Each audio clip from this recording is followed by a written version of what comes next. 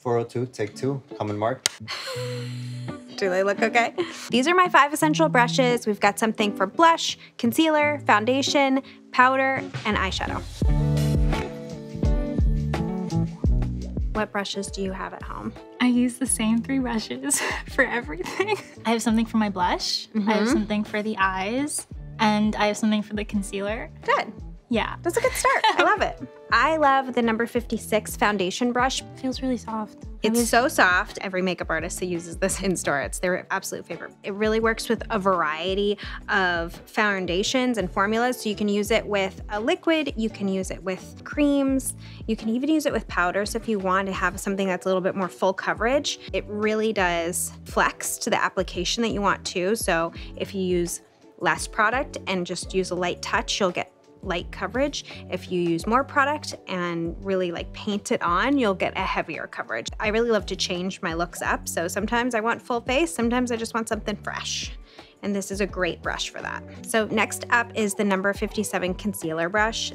This brush is excellent for concealer because all of the bristles are just bound a little bit more tightly together. So that makes it so you can move concealer around a bit easier and get that perfect blend. I also like this one because it has that fluffier effect, easy to just kind of swipe on. Is it better to swipe or like tap? It totally depends. Tap if you want more coverage. So that's a great question. You can definitely use this brush in that way. So, you know, if you wanted to cover a blemish or something like that, you can use a tapping motion. And then I like to use like a sweeping brushing or like even a buffing motion if you're just trying to get some light coverage to cover maybe a dark circle or something like that. But you said you use a concealer brush. Do you use one that's like fluffy like this, or do you use something that's more flat? It's bigger than this one. Oh, it's bigger. Yeah. Okay. But this feels better because it's more like targeted. Specific, yeah. Yeah, totally. That looks so good. So next up is our blush brush number 96.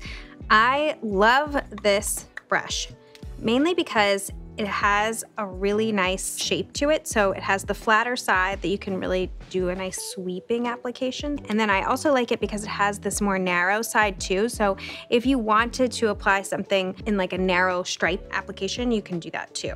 I feel like the thing with blush now is that it's so beautifully pigmented that sometimes you can go a little too far, where this brush really helps you to pick up the perfect amount of product and apply it to your face in a really flawless way. If I was caught on a desert island, I think this would be my one brush that I brought with me. The one brush? The one brush that I get.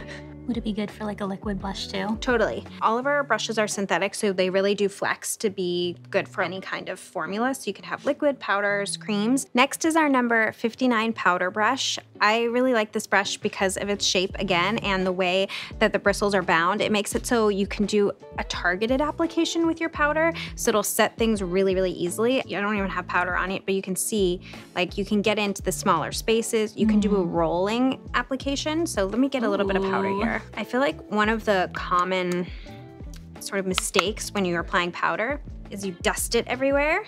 And I feel like this brush really lends itself to a targeted application where you can do like a quick wiggle or roll and just get it in to those spots that you want to set and still have this really nice glow maintained here.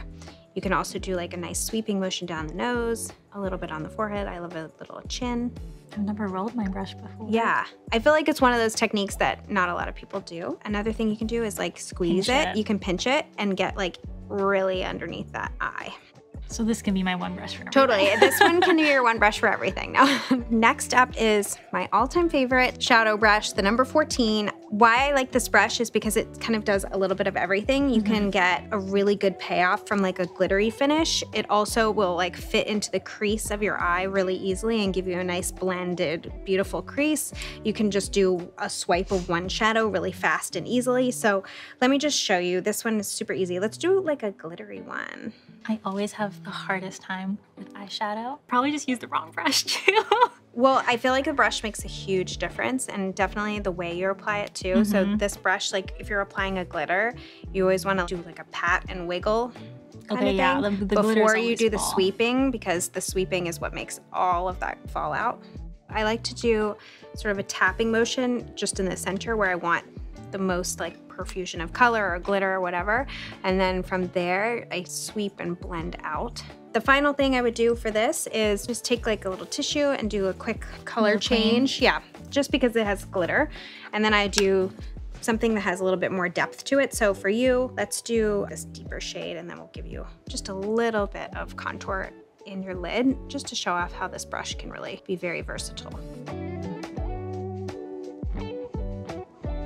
Okay, so those are my 5 essential brushes. It created an entire look, super simple and easy. Do you think you'll add 2 more to your kit? I think I might be ready. It's time.